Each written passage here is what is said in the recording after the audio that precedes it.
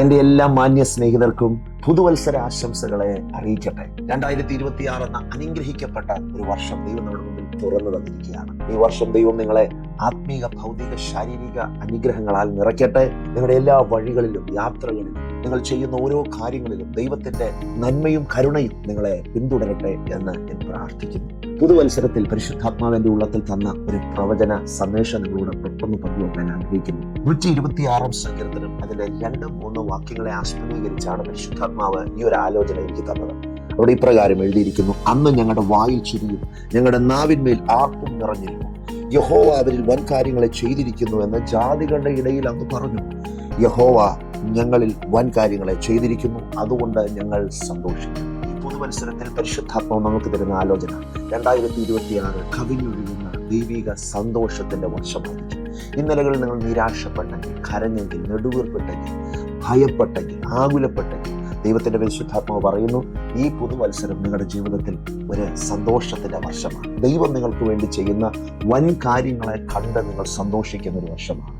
അതെ, ദൈവം നമ്മളിൽ നിന്ന് ആഗ്രഹിക്കുന്നത് നമ്മുടെ സങ്കടമല്ല, നമ്മുടെ കരച്ചിലല്ല, മറിച്ച് ആർപ്പിന്റെയും സന്തോഷത്തിന്റെയും അനുഭവം കാണാൻ ദൈവം ആഗ്രഹിക്കുന്നു. അതിനുവേണ്ടി ദൈവം സകലവും ചെയ്തു വെച്ചിരിക്കുകയാണ്.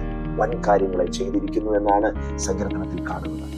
This will be a year where God will do marvelous things, mind-blowing miracles. നിങ്ങളുടെ ചിന്തകൾക്കും നിങ്ങളുടെ മാനസിക കണക്കുകൂട്ടലുകൾക്കും ഒക്കെ അപ്പുറത്തായിട്ടുള്ള ദൈവപ്രവൃത്തികൾ ദൈവം നിങ്ങളുടെ ജീവിതത്തിൽ ചെയ്യും. അത് കണ്ട് നിങ്ങൾ അത്ഭുതപ്പെടും. നിങ്ങൾ അത്ഭുതപ്പെടുമെന്ന് മാത്രമല്ല, വായിച്ച വചനം 2-ാമത്തെ വാക്യത്തിൽ പറയുന്നു, അത് കണ്ടു ജാതികൾ അത്ഭുതപ്പെടും. നമുക്ക് ചുറ്റുമുള്ളവർ, നമ്മുടെ സ്നേഹിതർ, നമ്മുടെ ചാർച്ചക്കാർ, ബന്ധുമിത്രാദികൾ ദൈവം നിങ്ങൾക്ക് വേണ്ടി ചെയ്യുന്ന ദൈവത്തിന്റെ അത്ഭുതകരമായ പ്രവൃത്തികൾ കണ്ട് ആശ്ചര്യപ്പെടുകയും ദൈവത്തിന് മഹത്വം കൊടുക്കുകയും ചെയ്യും.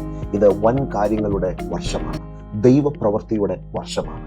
25 നിങ്ങൾ കരഞ്ഞെങ്കിൽ, ദൈവസന്നിധിയിൽ മുട്ടുമടക്കി നെടുവീർപ്പെട്ടെങ്കിൽ, ഭാരത്തോടെ നിങ്ങൾ ഭാരതം തള്ളി നീക്കി യാത്ര ചെയ്തെങ്കിൽ, 2026 പരിശുദ്ധാത്മാവ് പറയുന്നു, ഈ വർഷം നിങ്ങൾ ദൈവത്തിന്റെ കരം പ്രവർത്തിക്കുന്നത് കാണും. ഭാരപ്പെടണ്ട, നിരാശപ്പെടണ്ട.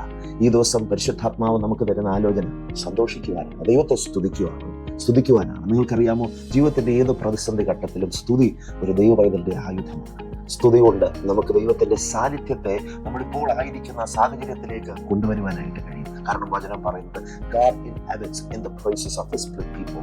ദൈവം നമ്മുടെ സ്തുതികളിന്മേൽ വസിക്കുന്നവർ.